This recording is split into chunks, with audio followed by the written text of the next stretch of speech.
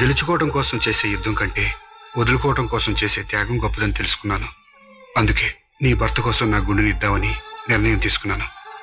ఒకప్పుడు నీ ప్రేమను గెలవటం కోసం చచ్చిపోవాలనుకున్నాను. కానీ ఇప్పుడు నీ భర్త మీద నీకున్న ప్రేమ ఓడిపోకూడదని చచ్చిపోతున్నాను.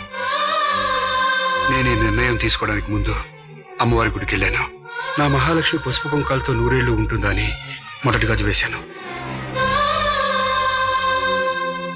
నా మహాలక్ష్మి భర్తతో జీవితాంతం కలిసి ఉంటుందా అని రెండో గాజు వేశాను. నా మహాలక్ష్మి పిల్లా పాపలతో సుఖంగా ఉంటుందా అని మూడో గాజు వేశాను.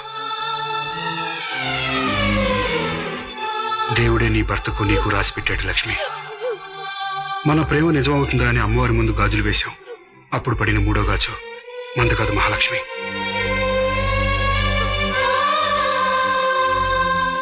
ఆ గాజు కూడా